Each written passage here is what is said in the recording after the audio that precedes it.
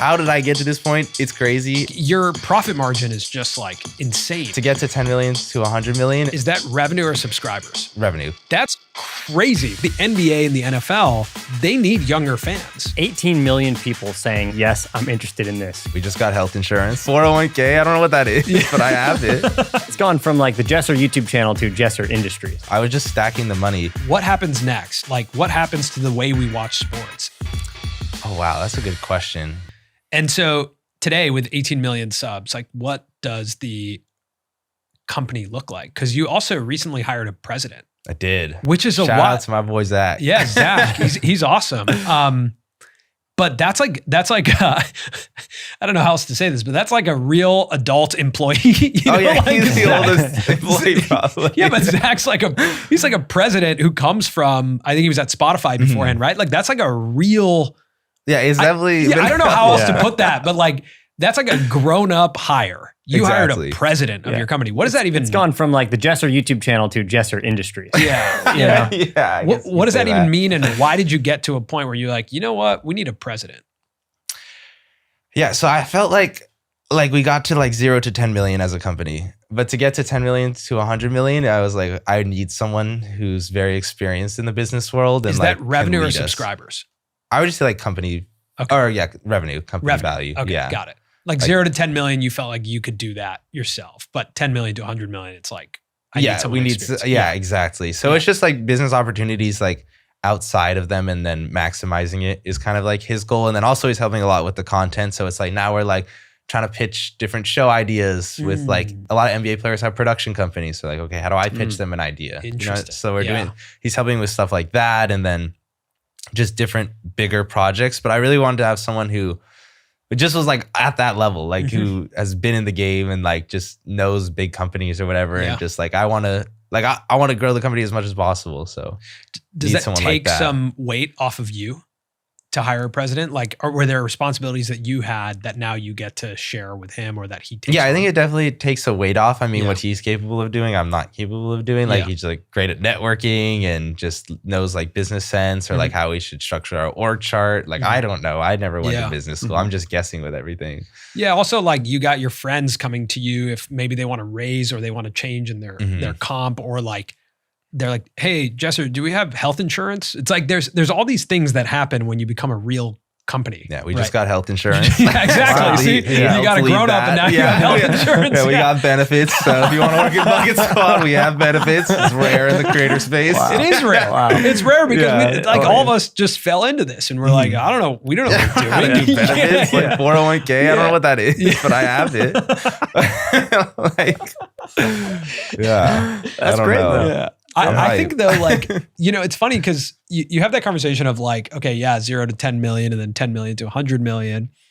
But I actually think in your situation, there's this really interesting reality that in our world, like the product that you have is access to whatever your audience is. And based on what that audience is or who that audience is the potential value that your company can get to, right?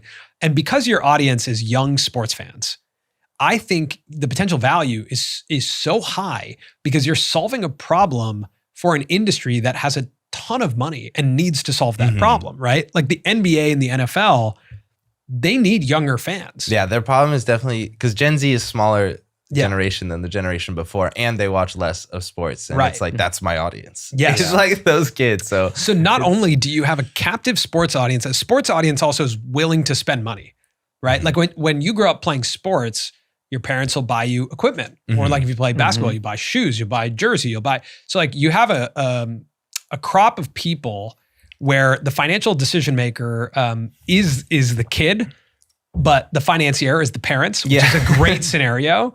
And then you also have this captive audience that these people who have billions of dollars, meaning the NBA and the NFL, they're trying to access your audience. So you are in this sweet spot where I believe like your opportunity is immense right now. Yeah, there's a lot of opportunity in the sports world. I think it's a bit of accessing your audience, but also your knowledge and understanding of how you even acquire that audience. Right. Right? Because there's obviously something that they're not doing that you are doing.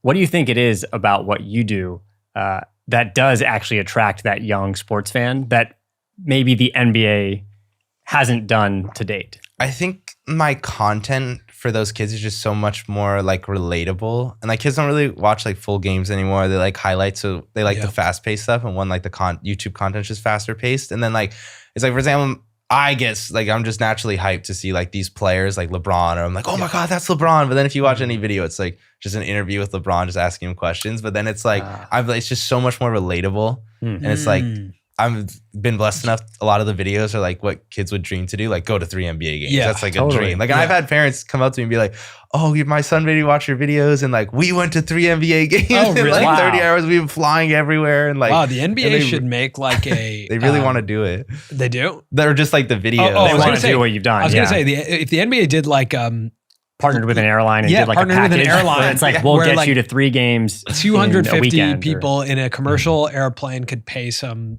high price to go to 3. I bet you there'd be a ton of parents. Oh my God. Yeah. And the NBA's, the NBA's been great too. Like they work with me so much. They've been such a blessing. Like so much of the content I'm able to do is because of them. Yeah. And like the relationship there. So I think they definitely like see it more than like a lot of the other sports leagues, like trying to like have creators do things and work with creators like as much as possible. Every big event, they're always bringing out creators. So they definitely really are getting it.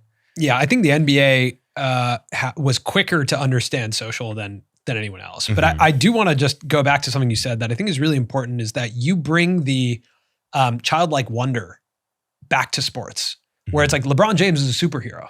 So like when you see him, it's exciting. Right. Like, and I think I understand what you're saying, that it becomes very normalized when you're watching a game. No one's excited to see LeBron. They're just like, yeah, LeBron's there and he does something amazing. And yeah, the commentators, especially the people, who work for the networks, they're like, this is part of my job. I see LeBron every day. Let's ask him a question. Okay, cool. But you are that professional fan. Yeah. Like, we get to live through you in that experience and be like, oh my gosh, yeah, it is crazy to see LeBron. Like, so I want to bring up, you talked about formats that work, and like repeating those formats and then experimenting. A format that really like captured my attention on your channel was this like secret NBA player, meaning like guess the secret NBA player. Where essentially there's a group of people, they're all wearing masks. One of them is an NBA player, and then the judges, which is you, your buddies, and eventually Giannis and like NBA players, which is crazy, are guessing which one the NBA player is. That is a fantastic format. Yeah, shout out to Jubilee, bro. That's Jubilee? Jubilee inspired. Jubilee inspired, yeah. I was just with Jason, the CEO of Jubilee, yesterday. Yeah, they're awesome. They're awesome. So that was inspired by Jubilee. Oh, yeah, like definitely. That's smart. So how did that episode with Giannis specifically come together? So that, like, getting Giannis in the video was definitely years in the making. Because, like, I did a video with him at VidCon once, like, way back in the day, where he like came to VidCon? He was, Nike had a booth, a basketball court, and he, like, taught me how to Euro step. So I met him there, and then I played in the celebrity game, and then him, Thanasis, Alex, they were all the coaches for the celebrity game. And then Alex was getting more into YouTube, his younger brother, and we had collabed. And then I was always like, oh, we got to get Giannis in a video, and then just pitched him an idea. And then Alex was just like, Alex and Giannis were like, we could do it on this date. And at first I wanted to do like a real life basketball video, but he couldn't do real life basketball at the time. So I was like, I had like a week to prepare Guess the Secret NBA Player, and I didn't know who was going to be the secret NBA player. And you had Giannis booked. I had Giannis booked, but no NBA booked. Player. Yeah. Okay, got it. So then I was just struggling. I messaged like hundreds of players on Instagram, like just calling people's agents and stuff like, please. And it was so hard to find someone, but finally I got an NBA player. Wow. Yeah. So you didn't like hit up the NBA to be like, hey, because I guess if it's an official like NBA collab, it'd be more complex. Yeah, a lot more complex. Got it. But it was crazy. Like he literally came all the way down to my warehouse, which is not close to LA. It was super cool. Wow. He was super nice. I love him. He's goated. Do you see that format? Is that like a big format for you this year? Or when do you abandon a format? When are you like, we've done that enough? I guess when it stops banging and the videos stop doing well. Like I want to do more of those. It's just really hard to coordinate those. So like I just locked in a judge for one. So I'm like, okay, now I need to find the secret NBA player. Like I want to do Guess the Secret NFL player. Oh, that's cool. Maybe just like Guess the Secret Pro Athlete, and then it could be any sport. But yeah, I definitely want to do more of that format. It's just there's a lot of formats on my channel that do super, super well, but require like, I guess like celebrity guest talent. And then those videos, it's like, I want to do more of them, but I'm trying to be better at networking and figure it out, but it is hard, especially like it's during the NBA season. Yeah. Sure. Okay. So like everyone's kind of like booked off. Mm-hmm. Is there any structure around how you come up with ideas? You know, you say that's Jubilee inspired, but is there like a Monday meeting where you're pitching ideas and people bring that to the table? Or is that just something in your head? Oh, that'd be cool.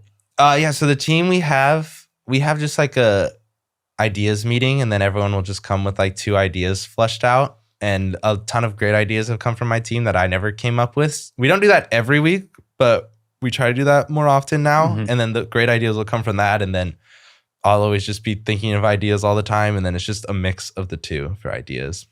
When Zach came in and you have a president now, did he look at your like operation and like a week in the life at Bucketsquad? Mm-hmm. And did he make changes of like, now we're going to operate like this?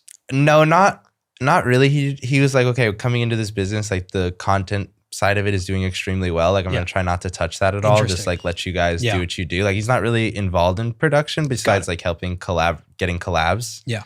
So he kind of just like, whatever's working. I don't need to touch this was like his you guys are mindset. making like 25, 28 videos a month with, if you include with Reacts? shorts. With shorts and reacts. Yeah. So it's kind of just like, It's you a guys lot. do that. Like you have enough to focus on. Yeah. I mean, that's enough to focus on Mhm. for a team. And how big is the content team? So on the main channel, it's probably, let me think, like 7 people in person, and then like 4 editors, or 4 or 5 editors. Wow. So maybe like 12. Just for the main channel. Mm-hmm. Wow. Yeah. It's a lot of people. That's a lot of people. Yeah. And are you managing those people, or do you have producers that manage? Oh, no, we have other people You that have other manage people that people. manage. Got it. Yeah. Wow. That's crazy. I'm curious. You said you make 2 shorts a week. What's the case for shorts? I feel like we're sort of fighting to convince ourselves to prioritize shorts a little bit here. Mhm. What So- do they do for you? How do they fit in?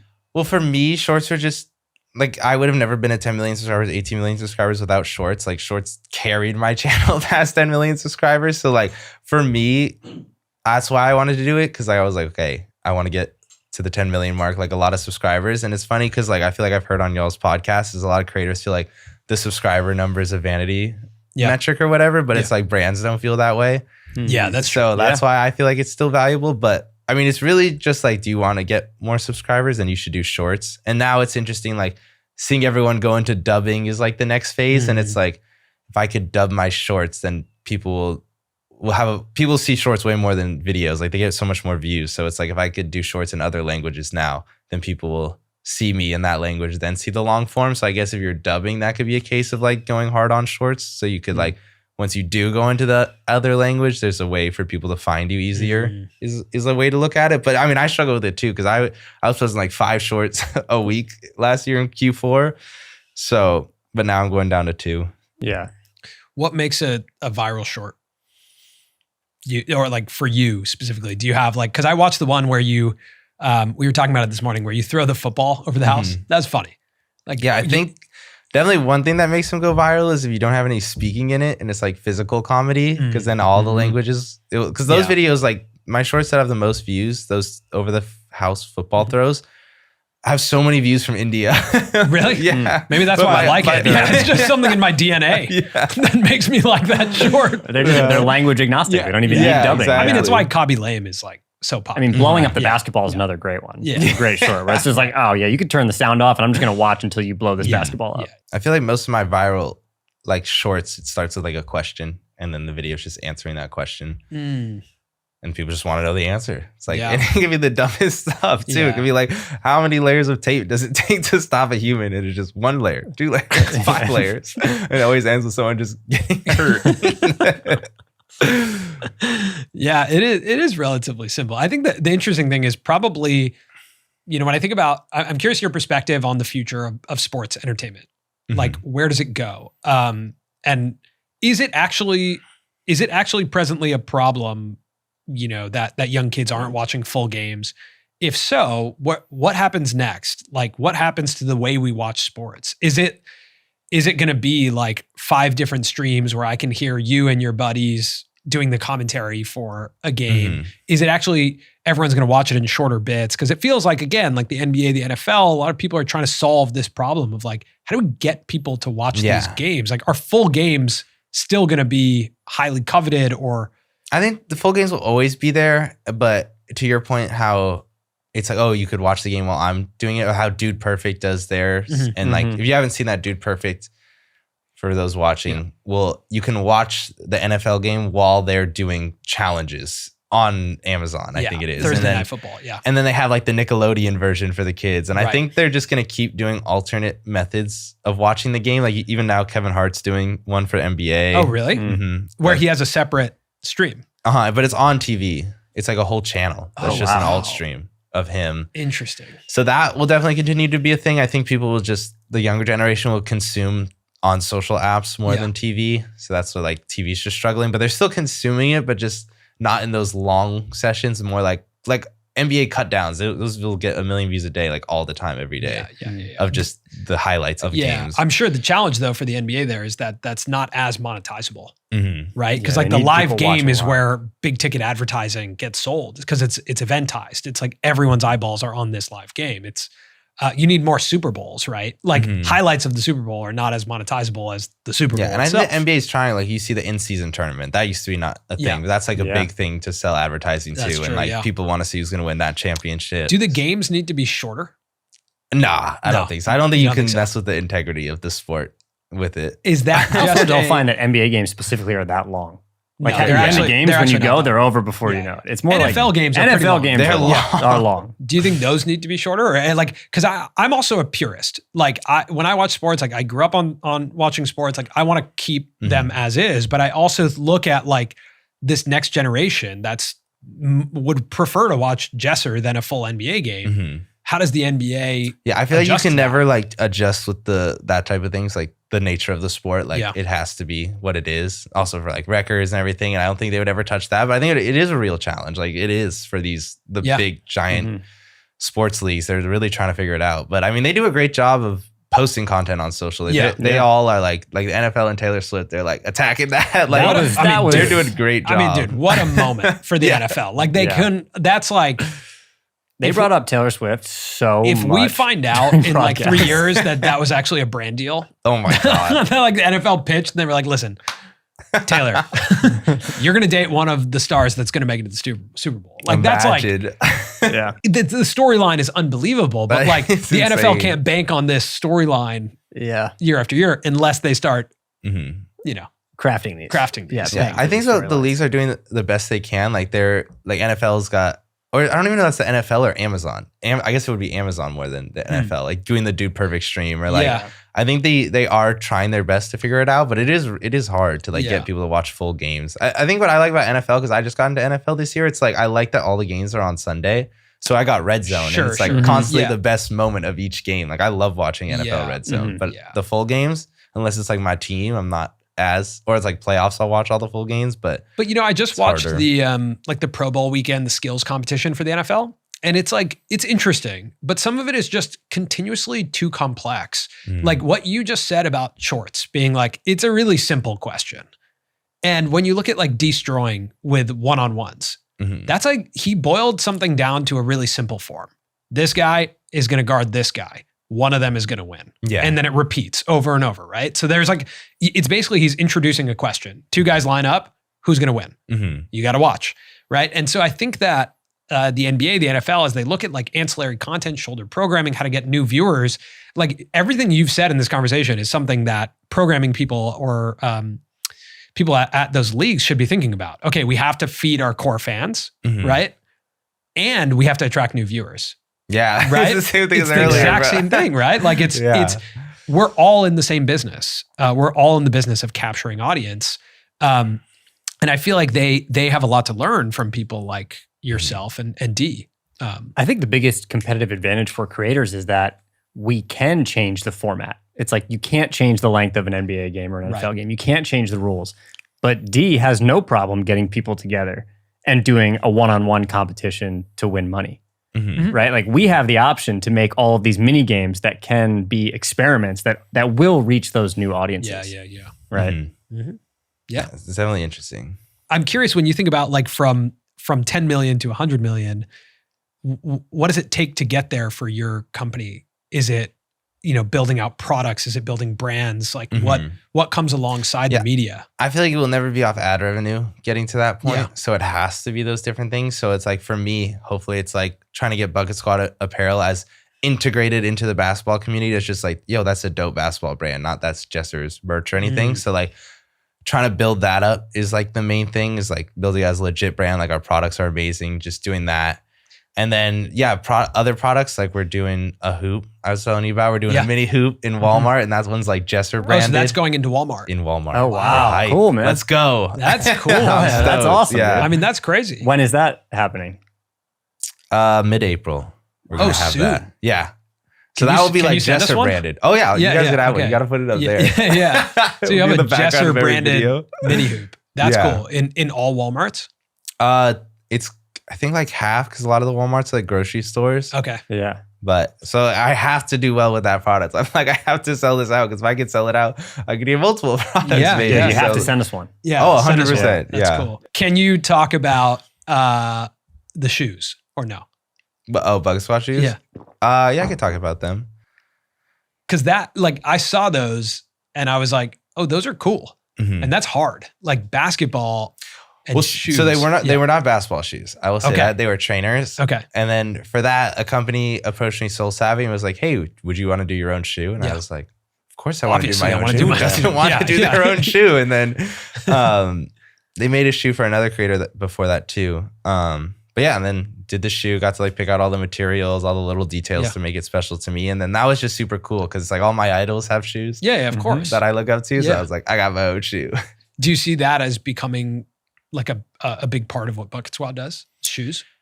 I feel like in the next like year or two, probably not, because it's like a one time. We just wanted to do Okay, it. got But I would love to offer basketball shoes one day, and Yeah. my dream would be like, oh, I'm Bucket Squad sponsors some NBA players, and Yeah, they're wearing that'd the be Bucket Squad crazy. shoes in games. But I feel like that's definitely like years down the Yeah. line, because it's like starting a new basketball shoe brand. It's okay. It's like my competitors, Nike, Adidas. But you look Yeah. at right now, like, again, we're talking about how sports entertainment reaches a younger audience. Mhm. Mr. Beast is sponsor of the Charlotte Hornets, That right? is true. With Feastables. But it's the Beast logo on their jersey, right? Mhm. Yeah. Which is wild. And then Prime is now the official drink of the Lakers, right? And I think there's definitely a lot of incentive for the league and the teams to partner with creators, because Mhm. it comes with added marketing. Mhm. So you never know. man. Hopefully. like That's the dream. That would yeah, I definitely mean, be the that's- dream. Again, you're in a really good spot for that to Mm-hmm. happen. So, yeah, it's interesting that apparel is a big piece of that. Mhm. I forgot to ask this to you, but I was curious if you remember your first brand deal and like what that experience was like. I do. What was your first brand deal? So I forget the name of an app, but it was a basketball app, right? And they promised me a collab with Andrew Wiggins Okay. for Oh, wow.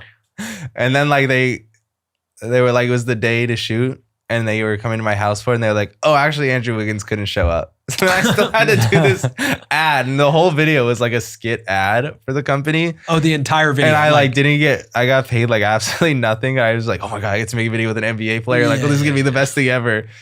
And then, yeah, they scammed me pretty much, because Andrew Wiggins was never there. That's a bad bait. and So it was switch. a Yeah, bad yeah. first experience on brand deals. Oh, interesting. Mhm. And now, are you building your own internal sales team, or do you still work with external representation? Yeah, right? external representation. Yeah. I feel like that's another level. I don't know if I'm there yet. Yeah, I mean, it's interesting. I've been thinking about it quite a bit as like, traditional representation is talent representation, or even like, I'm sure your dad had representation as a Mhm. producer, right? Yeah.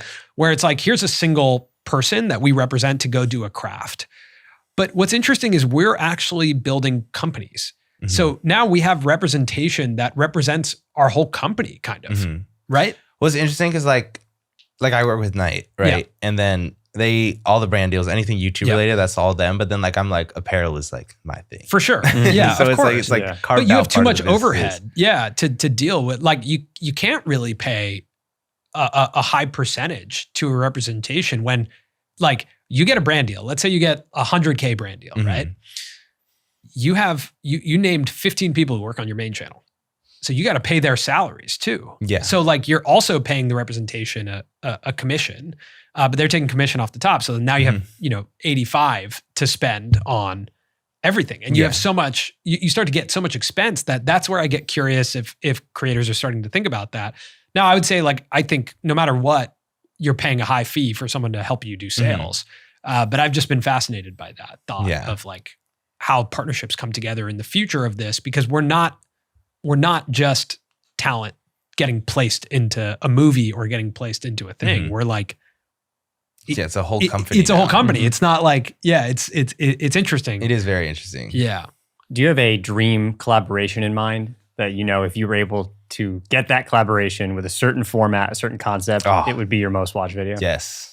LeBron James. LeBron? Like if I got a LeBron collab, like no one has ever done a LeBron James collab YouTube video, that would be the most legendary thing I ever do, I think. There is a photo of you like playing a carnival game with him. But you're like down on the edge. You seen that? Yeah. Yeah, that was the story behind that. For Space Jam, they like rented out the entire park.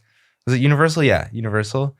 And then that was a crazy night because just so many celebrities were there. It was ridiculous. But LeBron, I saw him walking over to the games, and I like rushed to that corner seat because I was like, bro, if I win, I'm making a video. Like I beat LeBron James one in this game or something. But then neither of us won. What do you think you would make if LeBron's like, hey man, I got an afternoon, I'll come over? If I could just do like a shooting challenge with him, or it doesn't even have to be crazy. It could literally just be like a shooting competition. I feel like one-on-one. One-on-one. 1v1 would be super fun. One-on-one would be the best video ever. Yeah, and some level of like high stakes one-on-one would be interesting. You played in this Creator Cup, right? Which is the NBA. Is it an NBA like sponsored thing, or is it? Yes. So for the NBA's in-season tournament that they just did this year, they wanted to test like a creator match. So it was on the NBA's court. They put it together, and we all had like NBA jerseys on. And it was just straight creators. And they had like a celebrity game type where there's like challenges in the game and different fun things like that. But got to play in that. That was really cool. Do you think the NBA should continue doing stuff like that? Like, is that? Yeah, I think they definitely should. And I think they could just make it a way bigger event because like the celebrity game always is great. Yeah. And like at in-season tournament, like why not add on a creator version of that and get like the biggest creators in the world and sell it out? The Sidemen football charity match is something to look at, right? Yeah. Would you ever play in that, by the way? Oh, bro, I want to play it. Yeah, I want to play it. Sidemen, let me know. I'm ready. Because you're a soccer guy. I love soccer. Like you could ball in that. Oh yeah, that's my goal. I was literally planning like once I get closer to the announce, I've been practicing my juggling. So I'm gonna do a video. Okay, if anyone from the Sidemen is watching. Yes, I'm gonna do a video where I'm just juggling like the ball the whole time, and I'm like, I've been playing soccer my whole life. You guys keep losing, or the YouTube All-Star team is always trash. They need people to actually play soccer, or I'll call it football, so they don't get offended. But that's crazy. Like they're packing out stadiums. Like I feel like there's a basketball version of that. In the 1,000%. Right? Like the Ace family did it at Staples Center. They sold the whole thing out. That's true. Back in the day, but that's true. Like I would love to do that, and that's something I've always wanted to do is host my own creator match and make it a really big thing. And it's just a lot to put on, but it's on the bucket list for sure. There's one business that I like. If I can pitch you a business, and I'm curious if you've thought about this, like basketball camp. Have you thought about that? I have thought about that. And what are the what's stopping you from doing it, or is it something that you want to do? I'm gonna do a little like a clinic later in this year with the Knicks. So we're gonna test that out, see how that does. But it's just like figuring out like the logistics of that. Like probably have to partner with someone who does camps. Who does camps. But it's definitely been on like the company ideas list. It's been like basketball camps for sure. You're definitely like the internet's camp counselor, I feel like, when it comes to basketball. Yeah, like and if there's like content side of that, I think like the thing that's interesting about someone like you is that the kids would come to basketball camp obviously to play basketball, but if there's an element of it too where they come home with like a cool video or learn more about how to make their own basketball videos, if you add like a content element to that now you're speaking to like kids into basketball and every kid who's into YouTube and social media. Like that. If they get to play some of the games that you play and like take part in those, it's more about fun than it is necessarily about like being the best basketball player.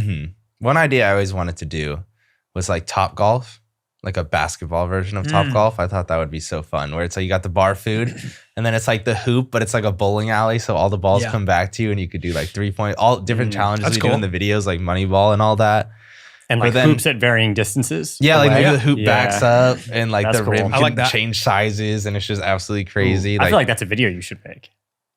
That would be sick Like too. start with a video. Yeah. Like I like make the prototype, do a video, and Yeah. then but then it's like, oh my God. Now I have to figure out restaurant games business. Like that would be, I don't know where to I start. know. I Like know. these things That's- sound amazing. I I'm like, know. okay, how would I actually Yeah, do is that a this? I'm business I like, really want to be in? Yeah. Yeah. like, I have What's no the- idea. What's the pie chart of the business right now? Is it still primarily advertising and brand deals, or is merchandise and like Bucket Squad starting to become a bigger portion of it? Yeah, that's definitely becoming a bigger portion. I would say like, I mean, I could be totally wrong, but maybe like ad revenue is like 50% and brand deals is like 30%. And then the apparel is like 20%, maybe something like that. Okay. I would say how it looks. Did that like. equal 100? I wasn't. I think so. I wasn't Yeah. counting. Yeah. I hope so. Oh, yeah, it did. It 50, did. Yes, 50, 30, 20. Yes, yes, yes. yeah, it did. yeah. Yep. We'll cut that part out. Yeah. What advice do you have for someone who's just starting out on YouTube right now? I would say my number one advice, if you're just starting out, is literally just have like fun with it. Make videos with your homies because it's more fun to make videos with your friends, and then do it for that reason. And then like you got to fall in love with it. Because I see so many people start and they're starting off with these videos that are like very trends. They're just like trying trends, but they're just doing it really bad. And it's like some of these can't even be fun to film. Yeah. So I would say just like literally just have fun with it is the number one thing. And then don't make anything you're not having fun with because that is just, you're going to quit. So I think that's the most important thing. That's good Yeah. advice. Mm-hmm. If you could pitch the NBA or NFL like a YouTube series that they should be doing. Oh, that they should be Yeah. doing. What do you think it would be? Like if the leagues are watching, like how should they change up their YouTube strategy? Oh, on YouTube? Yeah. I mean, they or upload maybe it's so on many TV. videos. Like what should they be doing differently from a media and content perspective? Oh, wow. That's a good question. I feel like if you think back to COVID, right? The bubble, Yeah. all the players started vlogging on their own. Like JaVale McGee was doing a vlog, Matisse Thybulle, and like the Thybulle, yeah. content Mhm. coming out of the bubble was so amazing. It's just hard because it's like the NBA, can they tell players to do that? I mean, it's kind of like the players have to want to do it, but as the generations get younger and younger, I think more and more players you'll see are like live streaming on Twitch or Yeah. making YouTube videos like that. So it's finding out just any ways they can to empower the players to make the content, because at the end of the day, people watch like for the players. It's like, especially NBA Would you is ever so player create driven. like an athlete agency for YouTube channels where like athletes can come to you to like learn how to do YouTube? No, I probably would never do that. Got it. Does But anything it's like that interesting. exist? Or There's agencies out there that manage social media for strictly like athletes. I know there's a lot of those that they help out with that I've seen yeah, over the years. But I mean, if someone asked me, I might help them. But I feel like that would be yeah. that's just like that was the focus. I know. would live with Yeah. the focus. I'm like pitching you all these things, but this is like, yeah, I think the natural state of a creator is like, you're a creator. You want to create things. And then like, once you find the thing that works, it's almost like overwhelming to just be like, I need to just feed this thing. Mhm. So my mind always goes. I feel like if I were the NBA or the NFL, I would look Yeah, at do you guys have ideas? I would look at curious. what's happened with New Heights with Jason and Travis Kelce and look at a player podcast and think, okay, how can we help players make that possible? Help put them on the right path. You know, I mean, I think right now the NFL and the NBA YouTube channels they're flooded with highlights Yeah. and Yeah. content. And maybe they have to be, but I definitely think they can start helping to get athletes started up with new channels that maybe they're partnered into. Yeah, like right. It doesn't even have to be the let's say the NBA we're talking about. It doesn't even Yeah. have to be their socials. They can be their players' socials. Yeah. It all goes to the NBA at the end of the day. Mhm. Yeah. I Sort of think empowering them. you think about what we did at Spotter Summit. Like if the NBA hosted a summit where they brought like a bunch of content creators and a bunch of athletes who are interested together to like brainstorm for a weekend or something. And just like we present some stuff to them around like, how do you do this? And what are you interested? Are you interested in podcasting? Are you interested in like making short form? Are you interested in like long form? Cause it's probably overwhelming for an athlete to be like, all right, I got a buddy who films. Maybe he could film me. I don't Yeah. know. Mhm. You know, it's like, is that how it works? I think don't it's tough too. It's like a lot of them, like some of the top players don't even have Instagrams and stuff. It's Yeah. like, what the Yeah. heck? Like they just don't care at all. And Yeah. then it's like I feel like a lot of players have grown to hate the media too. Sure. So that's also a tough thing. So it definitely would have to be the players that want to do it, the Yeah. younger players at least. So It's like a hard question. They may not even have the opportunity, to your point, though, to learn what they would like, right? Like there's no space or time in their schedule, I'm sure, to like meet with people like you and be like, what formats are out there, right? Yeah, like, what could be sustainable for me that I would like to do, whether I'm playing in the NBA or after I'm done. I'm pitching it right now to the NBA. NBA, give us a call. NBA times Creator Summit. I saw that the NFL, right? They did the quarterbacks one where they followed the quarterbacks. and now they're doing that for NBA. Oh, they are? That's cool. I'm pretty sure. Oh, cool. With I some love top sports players. docs like that. Like Those are my favorite. Yeah, like that is the my Jordan favorite. doc. Like Oh my God. sports media So doesn't good. get better than like Doesn't get following better, top players. Yeah. So But good. the amazing thing is just back to your point of like question answer, like sports just starts with a question. Like a game just starts with a question. Who's going to win? Exactly. And then you build stakes on top of that. Well, if they win, then this happens. If they win, then this happens. And then this player, has this narrative and this player has this. So it's like the best packaging for a sports story. is always a story. Every game is a story. I love it. Yeah. I love it so much. Well, cool, man. Where do you think you're going to be at the end of this year, subscriber wise? If you're still like kind of pushing on that. I think number? I'm slowing down on shorts uploads. Okay. So, hey, if we hit 25 million, I'd be over the moon. That would be insane. I mean, that would be the goal. Crazy. And what's the Reacts channel at right now? I think we're like 2.4 million. Do you see yourself going hard at Reacts the whole year, or are you? I'm just trying to consistently do 10, just 10 a every month. Yeah, just So stick that many. for the whole That year. is so many. Yeah, I mean, cool, man. That's Hell awesome. Yeah. Hey, y'all are the best. Dude, This is thank you sick. so much Thank you for for coming, man. taking the Appreciate time. y'all. I'm excited Appreciate to it. see what's next. I really am very intrigued by the business you're building and like the opportunity in sports. So I want to come check out your space. Too. yeah, That's I'd love to something- come yeah. check out. Yeah, you have a 100%. warehouse that's like, what is it, 10,000 square feet? 10,000 square feet. That's crazy. It's sick. And you film out of there. Yeah, we're there like 5 days a week. Oh, we got to Just come there check all it out. day. Yeah, 100%. Yeah. It's And it's like an hour and a half maybe from LA. Do you do it. rent it or did you buy that warehouse? I rent it. You rent it. Mhm. Okay. That'd be sick Yeah, one yeah. day. Hopefully. Come, I got to get better at basketball because if we get called up to like a Creator Cup, I got to get better. I just got to get on the court, man. I just got to make a squad. Yeah. I'm just trying to bench warmer. Yeah. Yeah. I didn't even break a sweat. I'm just trying to get on the court. Yeah. Cool, man. Well, Hell thanks. yeah. Yeah. Thanks, dude. All righty. See ya.